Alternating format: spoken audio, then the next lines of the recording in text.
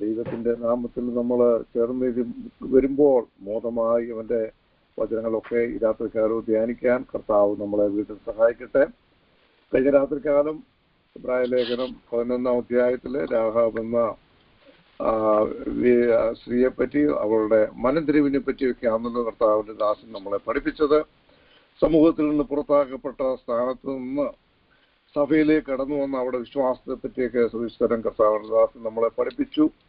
ദൈവവിശ്വാസത്താൽ അവളെ കൃപ കണ്ടെത്തിയതായിട്ട് നമുക്ക് ഇന്നലെ പഠിക്കുവാൻ തക്കവണ്ണം ഇടയായാലും ഇസ്രായേലിന്റെ ദൈവത്തെക്കുറിച്ച് കേട്ടപ്പോൾ ഉണ്ടായ ഭീതിയുടെ മുമ്പിൽ അവൾ ദൈവത്തിൽ ആശ്രയിച്ചു. അവളുടെ വിശ്വാസം അംഗീകരിക്കപ്പെടുകയും ചെയ്തു. അത് മാത്രമല്ല, അവളുടെ വിശ്വാസത്താൽ യേശുവിന്റെ വംശാവലിയിൽ ചേർക്കപ്പെടുവാനുള്ള ഭാഗ്യവും ആ സ്ത്രീകൾക്ക് ഉണ്ടായതായിട്ട് നമുക്ക് അവിടെ കാണുവാൻ തക്കവണ്ണം കഴിഞ്ഞല്ലോ. നമുക്കും ഈ രാത്രികാലം പ്രതീക്ഷയോടെ ദൈവത്തിന്റെ സന്നിധിയിലായിരിക്കും. ഈ രാത്രികാലം ദൈവത്തിന്റെ വചനം പഠിപ്പിക്കാൻ കർത്താവിന്റെ ദാസനെ ക്ഷണിച്ചുകൊള്ളുന്നു. കർത്താവിന്റെ അതിപരിശുദ്ധമായ നാമം വാഴ്ത്തപ്പെടുമാറാകട്ടെ. എല്ലാവരും കടന്നു വന്നിരിക്കുന്ന എല്ലാ ദൈവമക്കൾക്കും അതുപോലെ തന്നെ ഇതിനെ ലീഡർഷിപ്പ് നൽകുന്ന പ്രിയ കർത്താവിന്റെ ദാസനും എന്നെ കേൾക്കുന്ന ഏവർക്കും യേശു കർത്താവിന്റെ ധന്യമുള്ള നാമത്തിൽ സ്നേഹവചനത്തെ അറിയിക്കുന്നു. നമ്മള് വിശ്വാസ വീരന്മാരുടെ പട്ടിക അല്ലെന്നുണ്ടെങ്കിൽ ഞാൻ പറയുന്നത് വിശ്വാസത്തിന്റെ കലവറയാണ് നമ്മൾ തുറന്ന് നോക്കിക്കൊണ്ടിരിക്കുന്നത്, പരിശോധിച്ചുകൊണ്ടിരിക്കുന്നത്. ഈ കലവറയിലെ പ്രധാനപ്പെട്ട ഏതാനും വ്യക്തികളെ നമ്മൾ ചിന്തിച്ചു. ഇനിയും കുറച്ച് ഏതാനും വ്യക്തികളെ നമ്മൾ കാണാനായിട്ട് പോവുകയാണ്.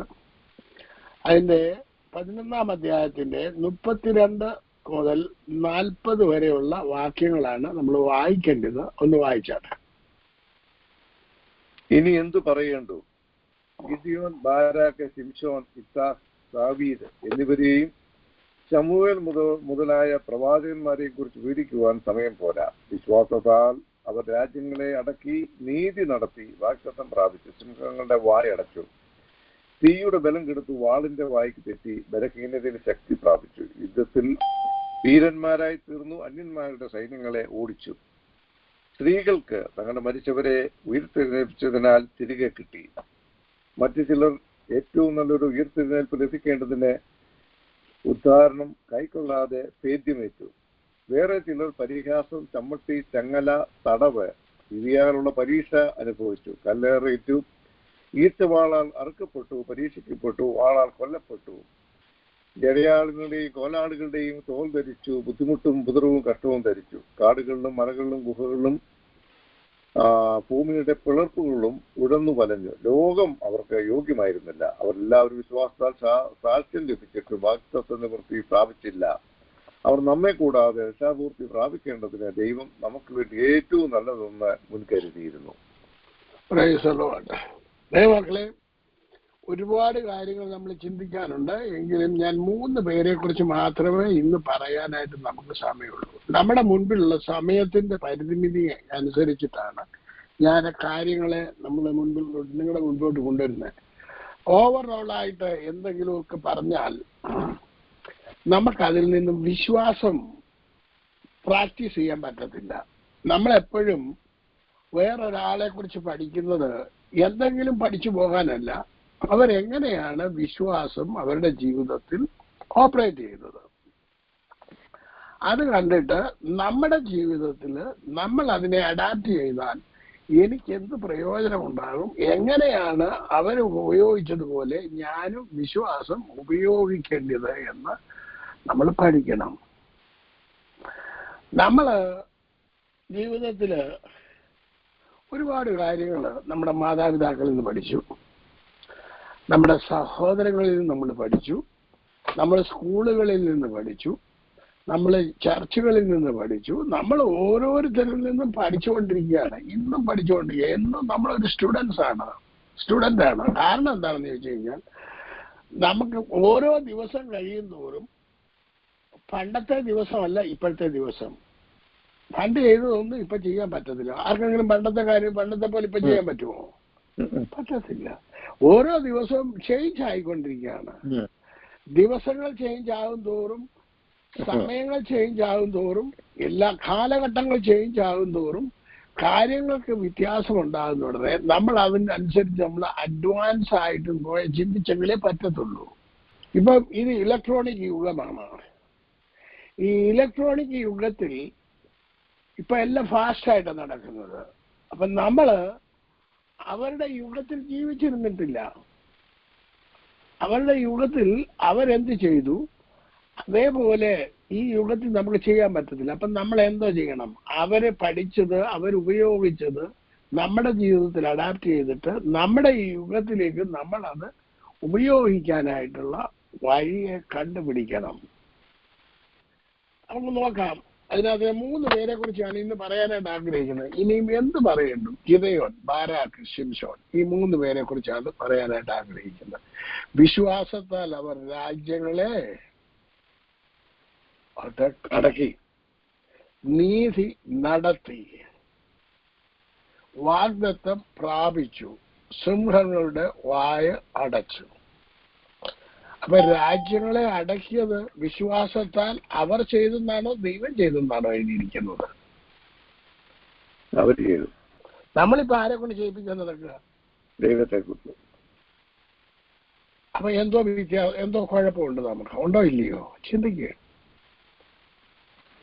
അപ്പൊ രാജ്യങ്ങളെ അടക്കാൻ നമുക്ക് കഴിയണം. എന്താ നമുക്ക് കഴിയാത്തത് നമ്മുടെ കുഴപ്പമല്ല, നമ്മൾ പഠിച്ചു വെച്ചതിന്റെ വിഷയമാണ് കുഴപ്പം. ഞാൻ നിങ്ങളെ ഒന്ന് കാണിക്കാം. എന്നിട്ട് നമുക്ക് ഇവിടേക്ക് മടങ്ങി വരാം. ഇഫ്താഹിന്റെ അടുക്കിലേക്ക്, ഗിദെയോന്റെ അടുക്കിലേക്ക് നമുക്ക് പറഞ്ഞു വരാം, ബാരാക്കിന്റെ അടുക്കിലേക്ക് മടങ്ങി വരാം. ദാനിയേലിന്റെ പുസ്തകം എന്നെടുത്താണ്ട്, ദാനിയേലിന്റെ പുസ്തകം 2-ാം അധ്യായം 44-ാമത്തെ വാക്യം. ഈ രാജാക്കന്മാരുടെ കാലത്ത് സ്വർഗസ്ഥനായ ദൈവം ഒരു നാളും നശിച്ചു പോകാത്ത ഒരു രാജ്യത്വം സ്ഥാപിക്കും. ആ രാജ്യത്വം വേറെ ഒരു ജാതിക്ക് ഏൽപ്പിക്കപ്പെടുകയില്ല. അത് ഈ രാജ്യങ്ങളെയൊക്കെയും തകർത്തു നശിപ്പിക്കുകയും എന്നേക്കും നിലനിൽക്കുകയും ചെയ്യും. അപ്പം ദൈവത്തിന്റെ രാജ്യത്വം മറ്റുള്ള രാജ്യത്വങ്ങളെ എന്ത് ചെയ്യും? തകർത്ത് നശിപ്പിക്കാനുള്ള ശക്തി ഉണ്ടെന്നേ.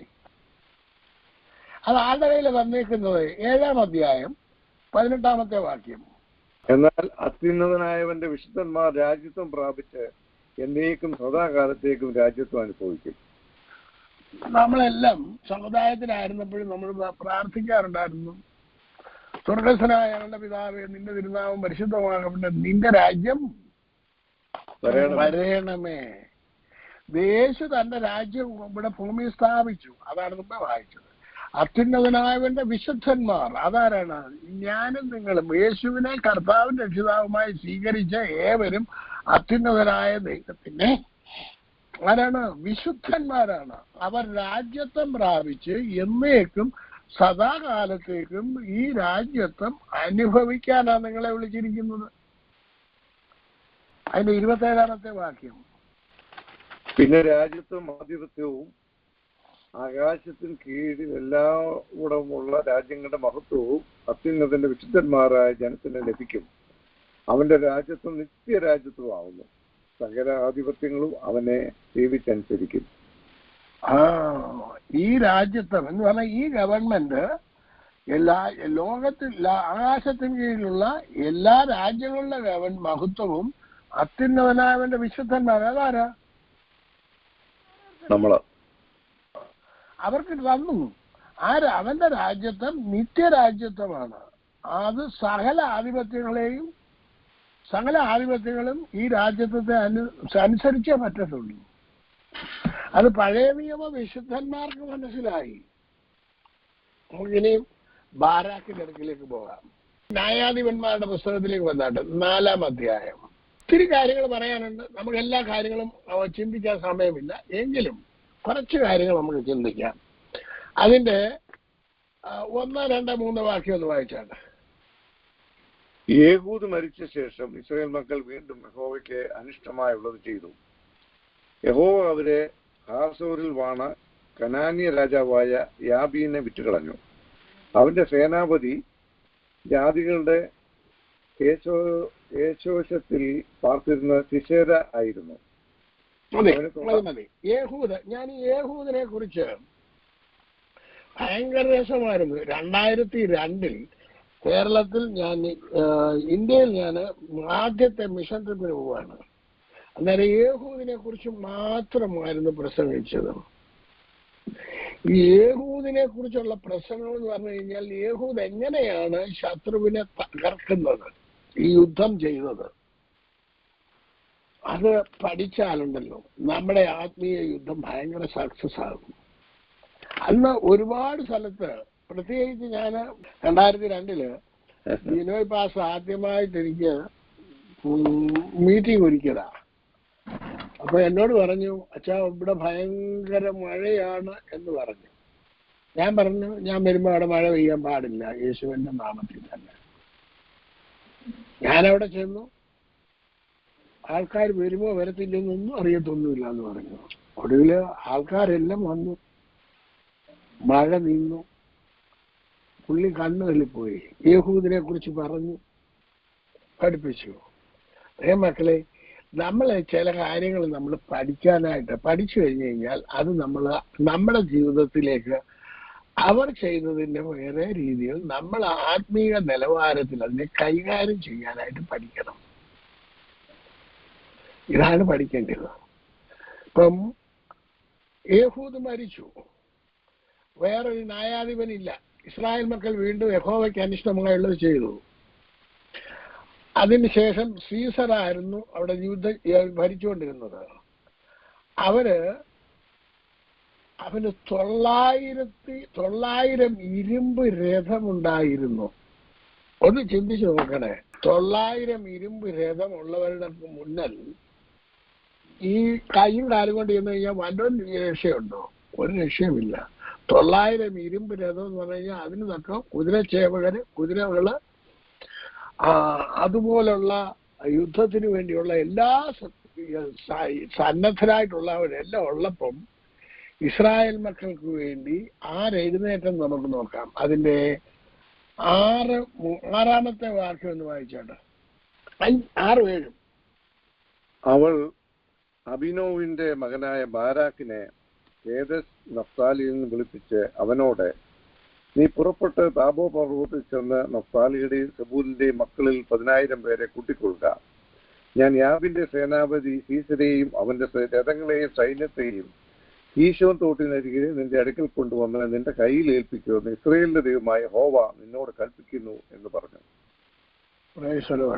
അത് കൽപ്പിക്കുന്നു എന്ന് പറഞ്ഞ ഇംഗ്ലീഷ് വായിക്കുന്നുണ്ട്, ദൈവം നിന്നോട് കൽപ്പിച്ചിട്ടില്ലയോ എന്നാണ് ചെന്നത്. She sent and called Barak, the son of Abinoam, out of Kadesh, and said unto him, Hath not the Lord God of Israel commanded, saying, എന്ന് പറഞ്ഞു കഴിഞ്ഞാൽ ദൈവം നിന്നോട് കൽപ്പിച്ചിട്ടില്ലയോ, go and draw towards Mount Tabor and take thee with 10,000 men of Israel of Naphtali and of the children of Zebulun, and I will draw unto thee to the river of Kishon Sisera, the captain of Jabin army, with his chariot and his multitude.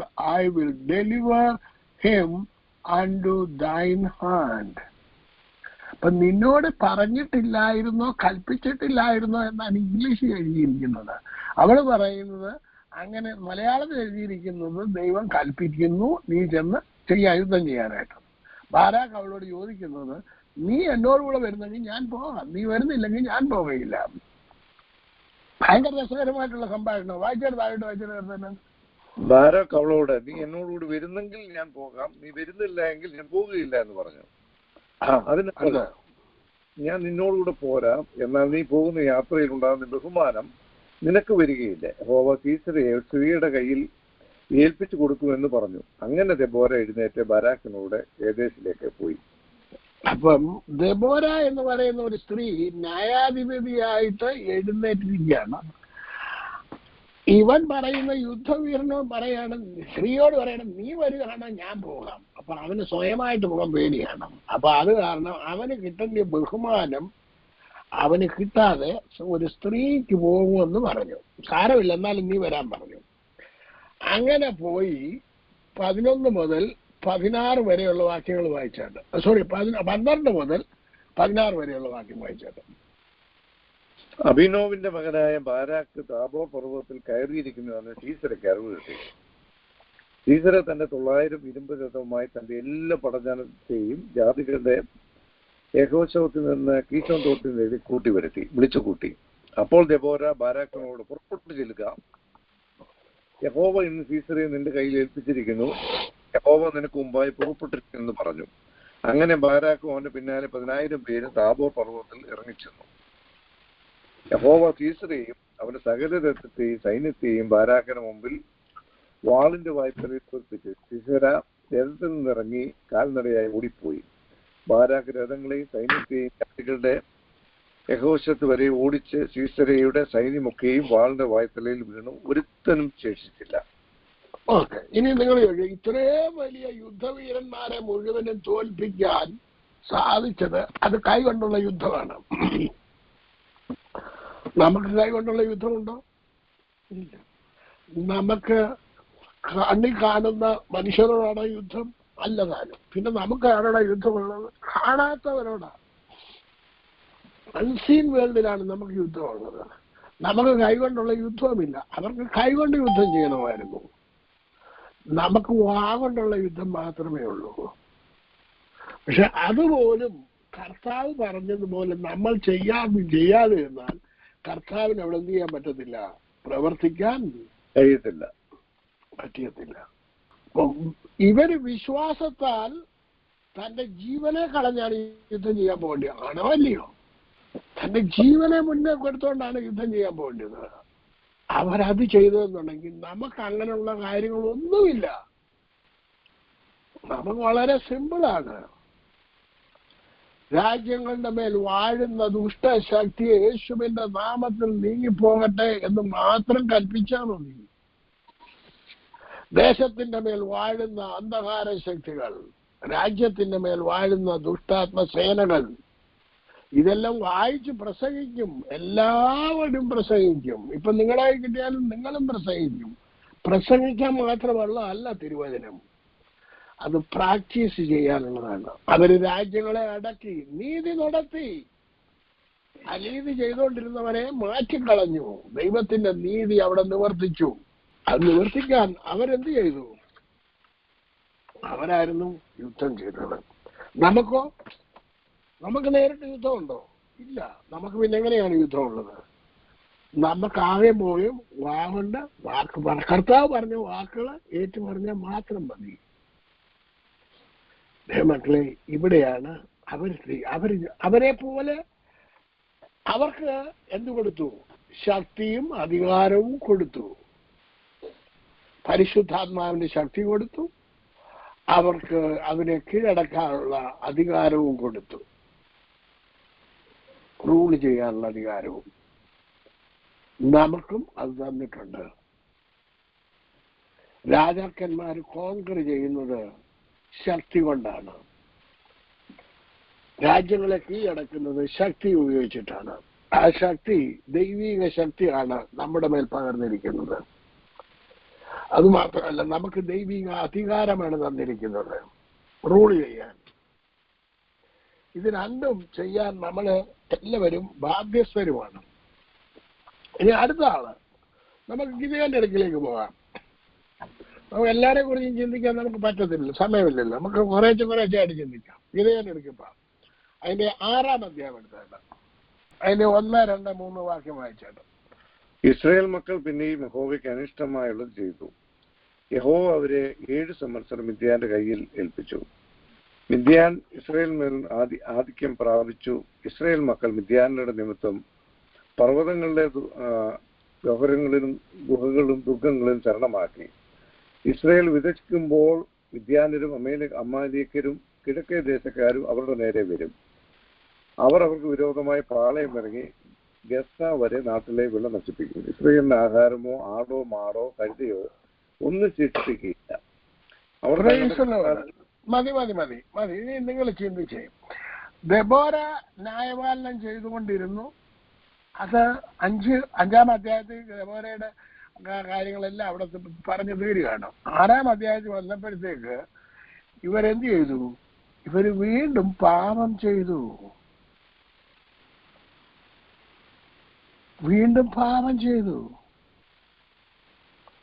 ആ പാപം ചെയ്തത് കൊണ്ട് അവിടെ 6-ാം അധ്യായത്തിന്റെ ആദ്യത്തെ ഭാഗത്ത് എന്താണ്? Israel മക്കൾ പിന്നെയും യഹോവയ്ക്ക് അനിഷ്ടമായിട്ടുള്ളത് ചെയ്തു.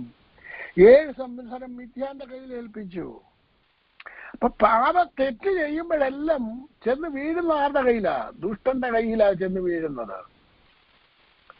സെയിം തിങ് ആണ് നമുക്കും പറ്റുന്നത്. Same thing. അത് ആക്ഷരികമായിട്ട് വീഴുന്നു. കാണുന്ന ശത്രുവിനെ വീഴുന്നു, നമ്മൾ കാണാത്ത ശത്രുവിനെ വീഴുന്നു. ഇത്രേ ഉള്ളൂ.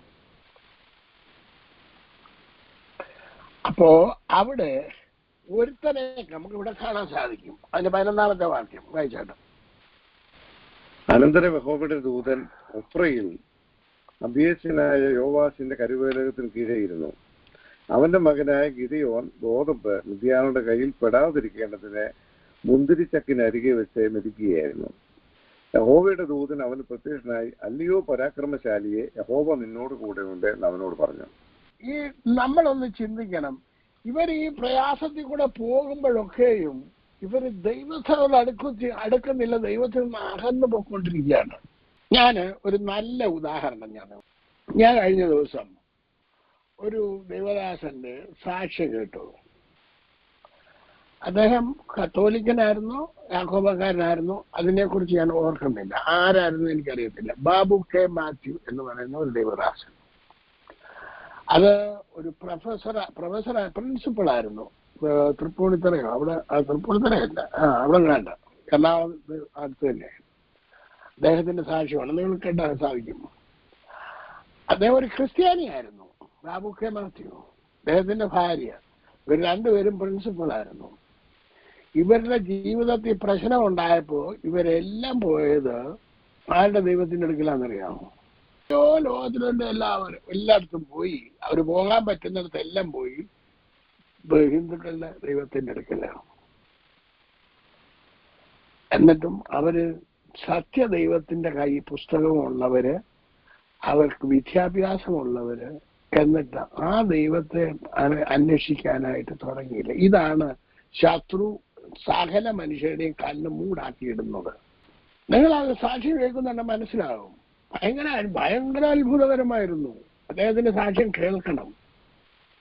ഞാൻ എന്തിനാ ഇത് പറയുന്നത് വെച്ച് കഴിഞ്ഞാൽ, നമ്മുടെ ജീവിതത്തിൽ നമ്മൾ ഏത് ക്രിസ്ത്യാനി എടുത്തു നോക്കുന്നുണ്ടെങ്കിൽ ക്രിസ്തീയ സമൂഹത്തിലുള്ളവര് പ്രശ്നം ഉണ്ടാകുന്നുണ്ടെങ്കിൽ അവരെങ്ങോട്ടാ പോകുന്നതെന്നറിയാമോ എന്ന് നമ്മൾ ചിന്തിക്കണം.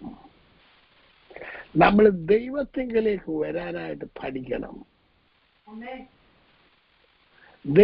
നമ്മുടെ ദൈവത്തിന് മാത്രമേ ഏതെല്ലാം വിഷയങ്ങളുണ്ടോ അതിൽ നിന്ന് നമ്മളെ വിടുവിക്കാൻ പറ്റുകയുള്ളൂ. അതിന് നമ്മൾ എന്ത് ചെയ്യണം? നമ്മൾ ഒറ്റ കാര്യം ചെയ്താൽ മതി. കർത്താവിന്റെ വചനം നമ്മുടെ കയ്യിലുണ്ട്, അത് സുലഭമായിട്ടുണ്ട്, അത് വായിക്കണം. സകല മതങ്ങളും നമ്മളെ തെറ്റിക്കും. നമ്മളെ തെറ്റിക്കാത്ത ഒന്നാണ് വചനം. അതിനകത്ത് എഴുതിയിരിക്കുന്ന ഇൻസ്ട്രക്ഷൻ ഫോളോ ചെയ്യണം. ഇവിടെ നമ്മൾ കണ്ടു, ഗിദെയോൻ അവിടെ നിന്ന് മെതിച്ചുകൊണ്ടിരിക്കുകയായിരുന്നു. അവിടെ ആരെത്തിയിട്ടുണ്ട്? ഒരു ദൂതൻ എത്തിയിട്ടുണ്ട്. ദൂതൻ എന്തായിരുന്നു പറഞ്ഞത്? ദൂതൻ പറയുകയാണ്, അല്ലയോ പരാക്രമശാലിയെ, യഹോവ നിന്നോട് കൂടെയുണ്ട്. എന്താണ് ആ വിളിച്ചതിന്റെ അർത്ഥം? ഇതാദ്യം മനസ്സിലാക്കണം. അവൻ ഭയന്നിരിക്കുന്നവനെ പരാക്രമശാലിയെ എന്ന് വിളിച്ചതിന്റെ അർത്ഥം ഇത്രയേ ഉള്ളൂ. നീ എന്തായി തീരണം എന്നാണ് വിളിച്ചത്. അത് ഉദാഹരണം നിങ്ങളോട് പറയുന്നുണ്ടെങ്കിൽ നിങ്ങൾക്ക് മനസ്സിലാകും. നമ്മൾക്കൊരു ഇപ്പോഴത്തെ കാലത്ത് കുഞ്ഞുങ്ങൾ ജനിക്കുന്നുണ്ടെന്ന് മിക്കവാറും മാതാപിതാക്കള് കുഞ്ഞുങ്ങളോട് പറയും, നീ മോൻ എന്തോ ആകണമെന്ന് ആഗ്രഹം? ഡോക്ടറോ, എഞ്ചിനീയറോ, സയന്റിസ്റ്റോ, പൈലറ്റോ? അവരെ എന്തൊക്കെയാ പഠിപ്പിക്കുന്നത്? അവര് പറയുന്നത് ഞാൻ ഡോക്ടറാകും, അല്ല എഞ്ചിനീയർ ആകും, അല്ലെ ഞാൻ പൈലറ്റ് ആകും, ഞാൻ മന്ത്രിയാകും. ഇങ്ങനെ ഓരോന്ന് അവരുടെ ഹൃദയത്തിലോട്ട് ആര് കൊടുക്കും? ആരാ ദേവദാസിനെ കൊടുക്കുന്നത്? അത് തന്നെ സെയിം തിങ് തന്നെ. അവരെന്താകണം എന്നുള്ളത് അവരോട് ആദ്യം തന്നെ പറയും. അതാണ് മനുഷ്യന്റെ സ്വഭാവം. അത് തന്നെയാണ് ദൈവം ഇവരെയും ചെയ്തത്. ഭയന്നിരിക്കുന്നവരോട് വിളിക്കുന്നത് പരാക്രമശാലിയെ. അപ്പൊ നീ എന്തായി തീരണം? പരാക്രമശാലിയായി തീരണം എന്നാണ് പറഞ്ഞതിന്റെ അർത്ഥം. യഹോവ നിന്നോട് കൂടെ ഉണ്ട്. അടുത്ത 2-3 വാക്യം വായിച്ചാൽ ഗിദെയോൻ അവനോട്, അയ്യോ യജമാനെ, യഹോവ നമ്മോട് കൂടെ ഉണ്ടെങ്കിൽ നമുക്ക് ഇതൊക്കെയും ഭവിക്കുന്നത് എന്ത്? യഹോവ നമ്മെ മിസ്രയീമിൽ നിന്ന് കൊണ്ടുവന്നു എന്ന് നമ്മുടെ പിതാക്കന്മാർ നമ്മോട് അറിയിച്ചിട്ടുള്ള അവന്റെ അത്ഭുതങ്ങളൊക്കെ എവിടെ? ഏൽപ്പിച്ചിരിക്കുന്നു എന്ന് പറഞ്ഞു. അപ്പോൾ യഹോവ അവനെ നോക്കി, നിന്റെ ഈ ബലത്തോടെ പോകുക, നീ ഇസ്രായേലിനെ മിദ്യാന്റെ കയ്യിൽ നിന്ന് രക്ഷിക്കും, ഞാനല്ലോ നിന്നെ അയക്കുന്നത് എന്ന് പറഞ്ഞു. അവനോട്, അയ്യോ കർത്താവേ, ഞാൻ ഇസ്രായേലിനെ എങ്ങനെ രക്ഷിക്കും? മനശ്ശെയിൽ എന്റെ കുലം എളിയതും എന്റെ കുടുംബത്തിൽ വെച്ച് ഞാൻ ചെറിയവനുമല്ലോ എന്ന് പറഞ്ഞു. യഹോവ അവനോട്, ഞാൻ നിന്നോടുകൂടി ഇരിക്കും, നീ മിദ്യാനരെ ഒരൊറ്റ മനുഷ്യനെ പോലെ തോൽപ്പിക്കും എന്ന് കൽപ്പിച്ചു. അദ്ദേഹം തന്നെ അദ്ദേഹത്തെ പറ്റി പറയുന്നത് എന്താണ്?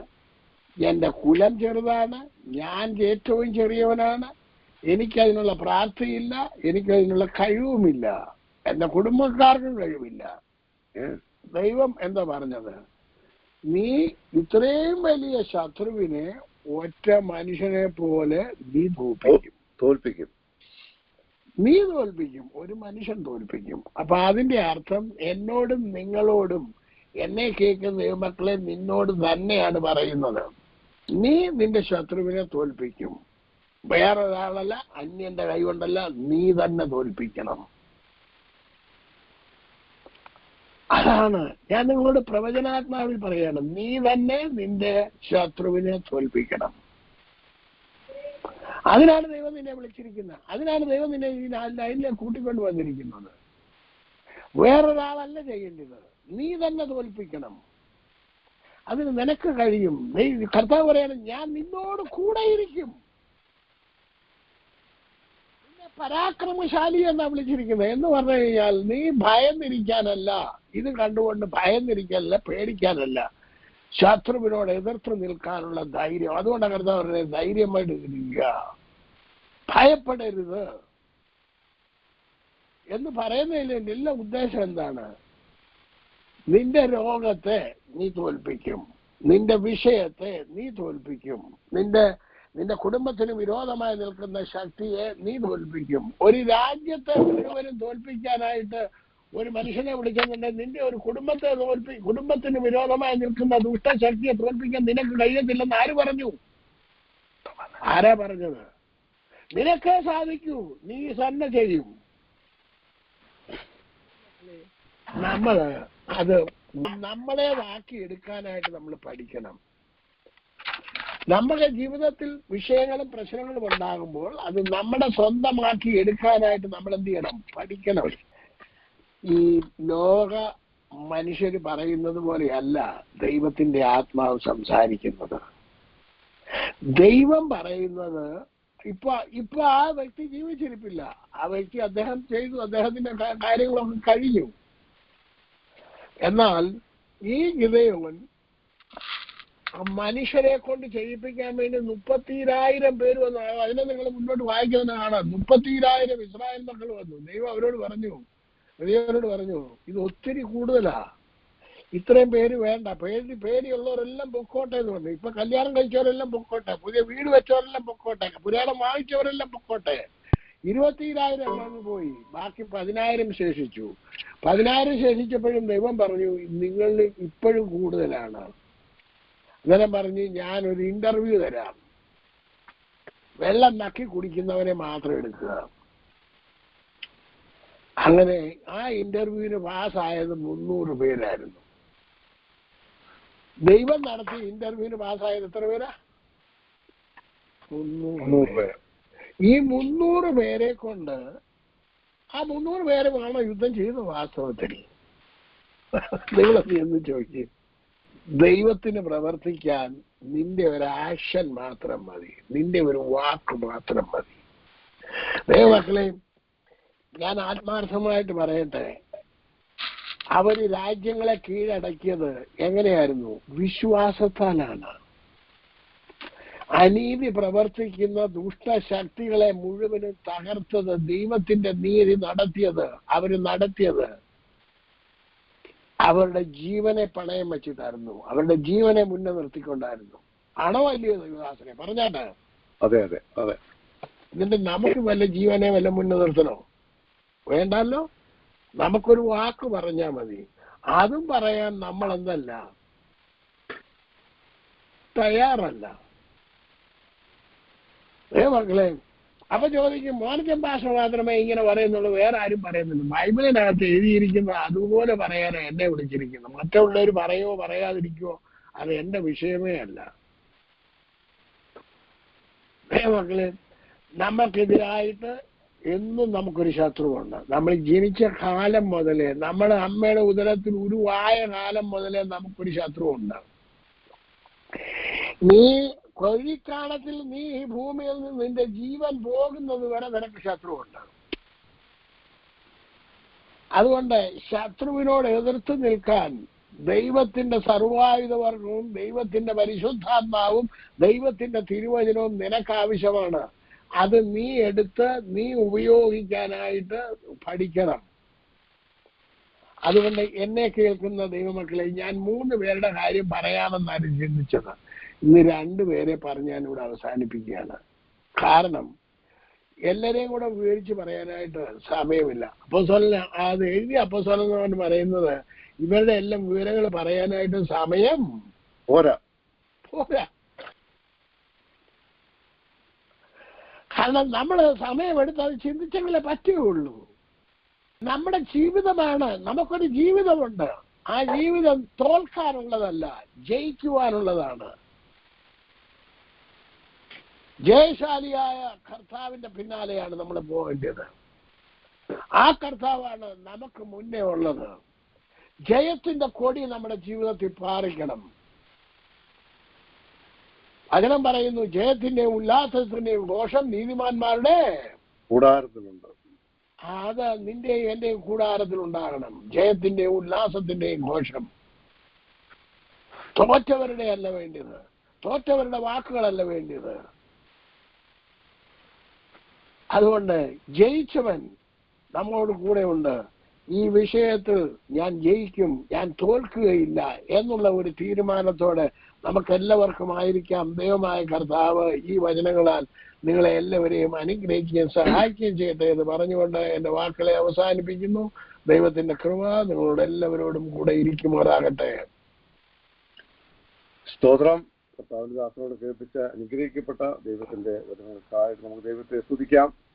ഈ രാത്രികാലം നമ്മളെ കേൾപ്പിച്ച് വിശ്വാസത്തിന്റെ യോദ്ധാക്കള്, വിശ്വാസ വീരന്മാരുടെ പട്ടികയിൽ 3 വ്യക്തികളുടെ കാര്യങ്ങളാണ് കർത്താവിന്റെ ദാസൻ പറയാമെന്ന് പറഞ്ഞ് 2 പേരുടെ പേരെ പറയാനുള്ള സമയം കിട്ടിയുള്ളൂ. ബാരാക്കും ഗിദിയോനും 2 പേരുടെ വ്യക്തികളെ പറ്റിയാണ് ഇന്ന് രാത്രികാലം കേൾപ്പിച്ചത്.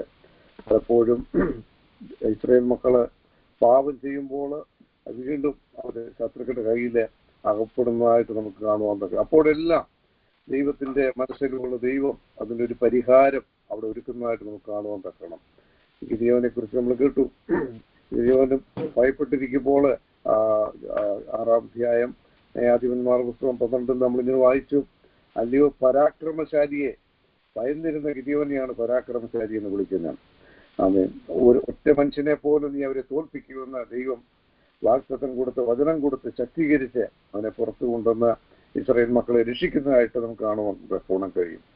ഈ രാത്രികാലവും ദൈവം നമ്മളിൽ നിന്നും ആഗ്രഹിക്കുന്നത് അതാണ്. അല്ലെങ്കിൽ ധൈര്യപ്പെട്ട് വിശ്വാസത്തിൽ സ്റ്റെപ്പുകൾ വെക്കുവാൻ ഈ രാത്രികാലവും കർത്താവ് നമ്മളെ സഹായിക്കട്ടെ. ദൈവം നമ്മളെ ഈ വചനങ്ങളാൽ അനുഗ്രഹിക്കട്ടെ. സ്തോത്രം.